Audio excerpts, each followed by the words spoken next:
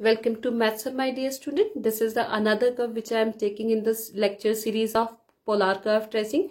Okay, this is the question r square equals to a square cos 2 theta. ये जो curve है इसको लेमिनस्केट भी बोलते हैं and this is very popular curve in the polar curve tracing, क्योंकि ये कर्व तुम्हें कहीं ना कहीं रिफ्लेक्ट होता ही है, या तो ये मल्टीपल इंटीग्रल में टू फाइंड एरिया और टू फाइंड लेंथ और to find C G M I, और ये सब कुछ नहीं तो पोलर कर्व ट्रेसिंग में ये क्वेश्चन आता ही है। देखो पोलर कर्व ट्रेसिंग में कैसे कुछ ही वैरायटीज है जो कहीं ना कहीं कैसे ना कैसे रिफ्लेक्ट होती है, इसलिए again in each and every video lecture I am telling you that the polar curve is very important, क्योंकि ये नहीं समझा तो हम मल्टीपल इंटीग्रल के क्वेश्चंस नहीं कर पाते। ओके, अब देखो ये कर्व, और ये एग्जामिनर का बहुत ही फेवरेट कर्व है, वो ये कर्व तुम्हें कहीं ना कहीं रिफ्लेक्ट होगा ही डेफिनेटली। अब देखते हैं इस कर्व को कैसे ट्रेस करना है, और तुम्हें अभी while we solving this question you will come to know कि why it is very favourite curve of the examiner, because यहाँ पर मिस्टेक्स करने की प्रोबेबिलिटीज बहुत ज्यादा है। ठीक है, इसके जो पहले हमने क्वेश्चन सॉल्व किए हैं cardioid circle and basics of polar curve, उसका लिंक डिस्क्रिप्शन में लिखा हुआ है। अगर कंप्लीट लेक्चर सीरीज तुमको अच्छे से देखना है तो तुम वो लिंक पर जाकर प्रीवियस वीडियो लेक्चर्स को देख सकते हो। Okay, will start here. For reference I have written here symmetry. Symmetry में पोलर कर्व में you have to check all 4 possible symmetries in each and every question. Okay, और symmetry का rule क्या है?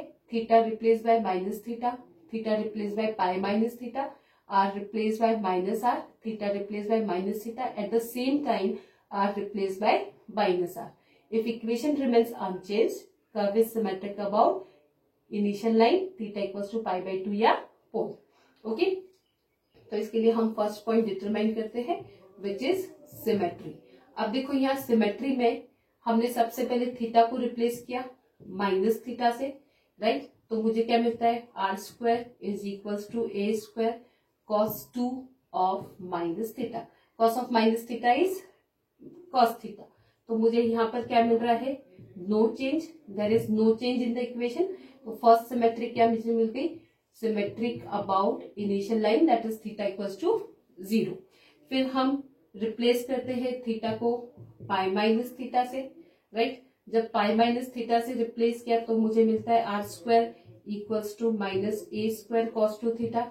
क्यों? क्योंकि पाई माइनस थीटा से angle क्या हो जाता है? Negative. Curve changes, no symmetry. Then I replace r by minus r, तो यहाँ पर माइनस आर का whole square equals to a square cos 2 theta. ये हो जाएगा r square a square cos 2 theta. Equation unchanged, और एक सिमेट्री मिल गई। अनचेंज रहती तो यहाँ सिमेट्रिक अबाउट क्या होता है? पोल। तो हम और एक सिमेट्री लिख लेते, वो क्या मिल गई? अबाउट पोल। पोल मतलब क्या? आर इक्वल्स टू 0 और थीटा भी क्या होता है? 0। ठीक, ये मुझे 2 सिमेट्री मिली। अब तीसरा हम क्या करते हैं? Simultaneous changes r to minus r and theta to minus theta. हमने ये चेंज किया यहाँ पर, तो देखो आर का स्क्वायर है मतलब देयर इज नो चेंज, और कॉस ऑफ माइनस थीटा होता है कॉस थीटा, तो इधर भी कोई चेंज नहीं है। मतलब मुझे इससे क्या मिल रहा है? Equation remains unchange. तो और एक सिमेट्री मिल रही है, वो क्या मिल रही है? About theta equals to pi by 2। तो ये जो कर्व है ये तीनों की सिमेट्री है। तीनों की सिमेट्री है मतलब क्या?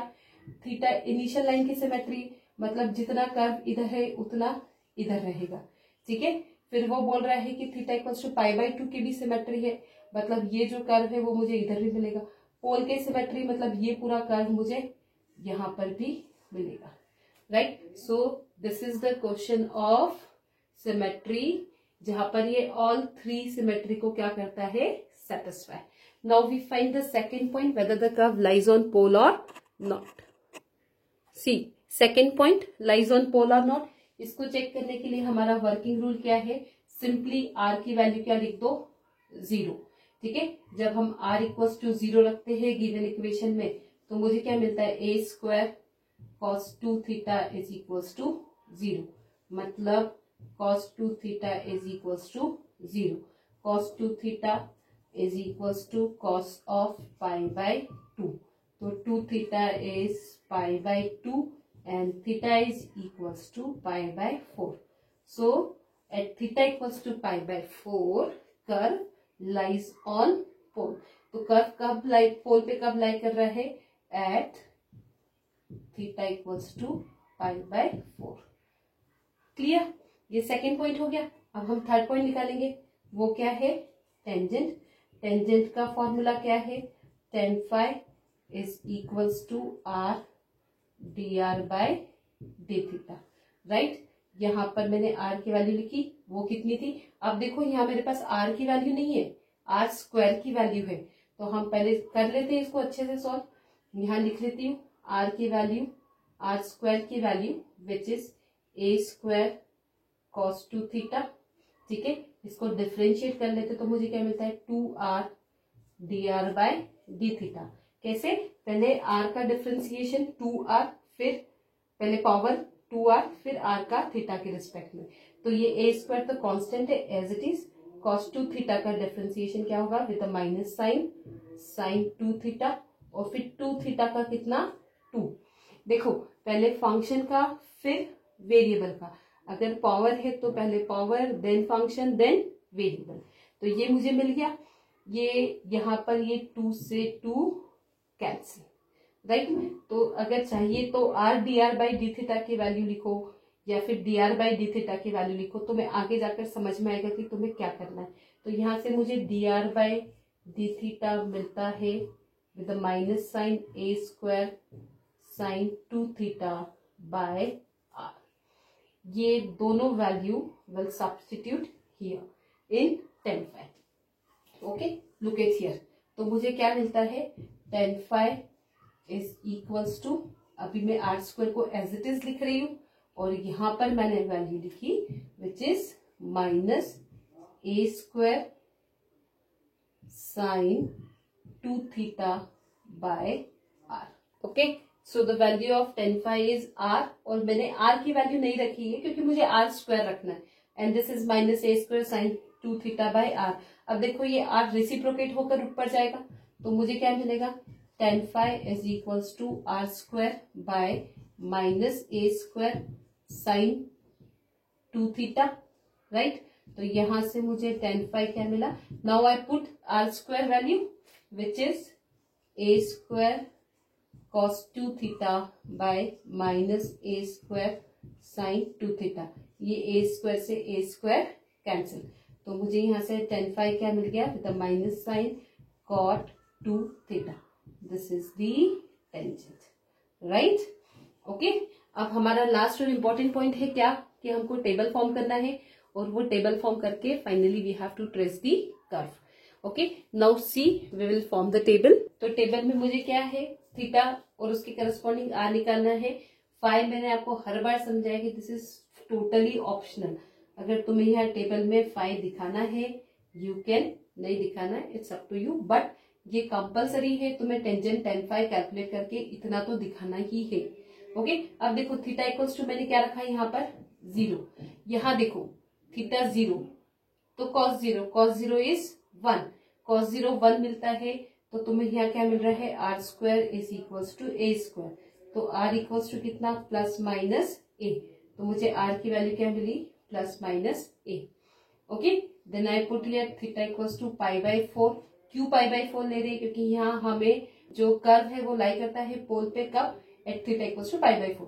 अब जब theta equals to pi by 4 रखा मैंने यहाँ, तो यहाँ look it here, this is r square a square cos 2 into pi by 4। This get cancel, मुझे मिलता है cos पाई बाय 2 इज 0। तो r स्क्वायर कितना हो गया? 0। तो यहाँ मुझे क्या मिल रही है? Value 0। Now what next? Well substitute here pi by 2। जब तुम पाई बाय 2 रखते हो तो यहाँ मिलता है r square a square cos 2 into pi by 2। ये 2 से 2 कैंसिल, 2 से 2 कैंसिल, तो यहाँ मिलता है cos पाई। cos पाई होता है -1, तो उससे मुझे क्या मिला? r स्क्वायर इज माइनस का square. Square root of negative number is always imaginary, तो मुझे यहाँ वैल्यू क्या मिल रही है? इमेजिनरी। ये बहुत फेवरेट पॉइंट है, इसलिए ये क्वेश्चन फेवरेट है एग्जामिनर्स का। क्यों? क्योंकि यहाँ इमेजिनरी मिलता है। तुम मोस्टली ये पॉइंट डिटरमाइन नहीं करते हो, और फिर कर्व ट्रेस करते हो, वो भी कैसे, by using rose curve. Rose curve हम हमारे अपकमिंग वीडियोस में लेने वाले हैं, but this is the problem. Okay, अभी देखो तुम्हारा कर्व सिमेट्री था about initial line theta equals to pi by 2 pole, तो 0 टू पाई बाई 2 तक के पॉइंट्स भी इनफ है। हम डायरेक्टली कर्व टेस्ट करेंगे और फिर बाय सिमेट्री हम उसको आगे ड्रॉ करेंगे। So let's see how to trace the curve now. तो अब फर्स्ट पॉइंट क्या है मेरा, थीटा 0 पर आर की वैल्यू प्लस ए माइनस ए। ये थीटा 0 मतलब इनिशियल लाइन, ठीक है। इनिशियल लाइन का पॉजिटिव ए इधर है और नेगेटिव ए इधर है। So this is the point A comma 0 and this is the point minus A comma 0। Polar curve is R comma theta. अब नाउ पाई बाई 4, तो ये मैंने पाई बाई 4 लिया यहाँ पर। पाई बाई 4 पर वैल्यू कितनी हो गई इसकी, 0, ठीक है।